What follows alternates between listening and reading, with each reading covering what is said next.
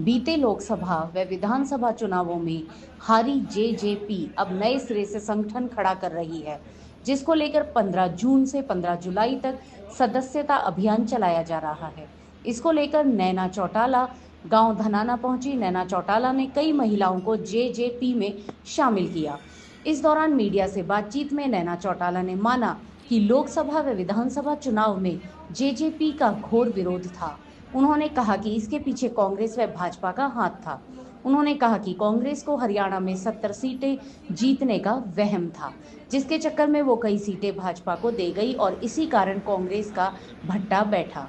नैना चौटाला ने भाजपा को भी निशाने पर लिया और कहा कि किसान आंदोलन के दौरान जहां जहां किसान टोलों पर धरने पर बैठे थे, वहां भाजपा जाती थी। उन्होंने कहा कि ये भी भाजपा की अंदरूनी साजिश थी।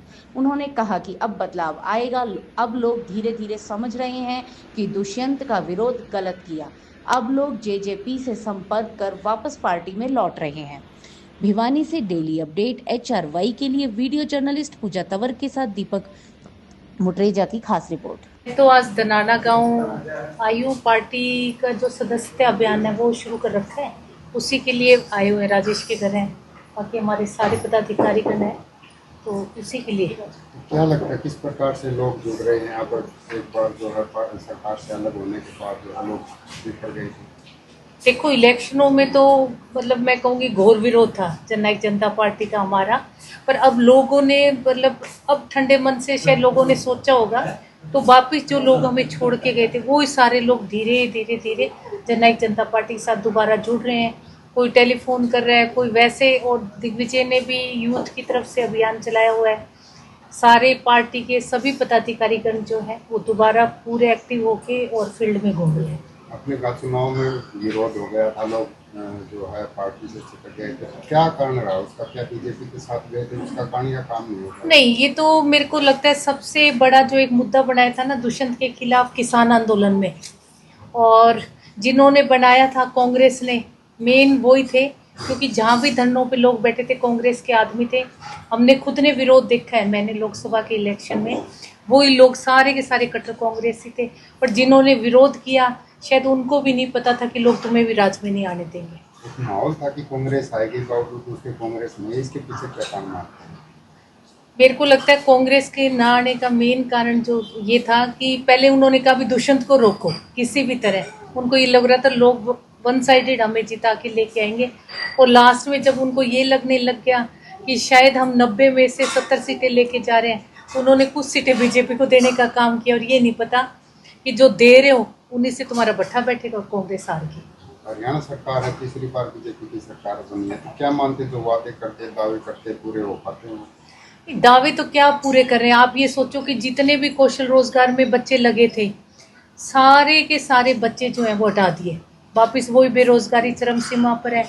आप ये देख लो ना कि आजकल हर रोज एक हत्या हो रही है, आए दिन ठेकेदारों को मारा जा रहा है, आए दिन महिलाओं को मारा जा रहा है, महिलाओं की इज्जत लूटी जा रही है।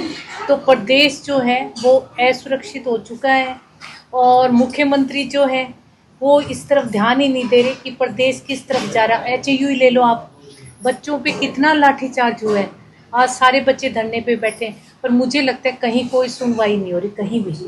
महिलाओं के लिए 21 का वादा किया था, क्या आप महिलाओं के बीच में जाती हैं जो बीजेपी सरकार है, महिलाओं में कैसा रोष उसको लेकर दिखाई देता? क्या उम्मीद है कि 21 बीजेपी देगी?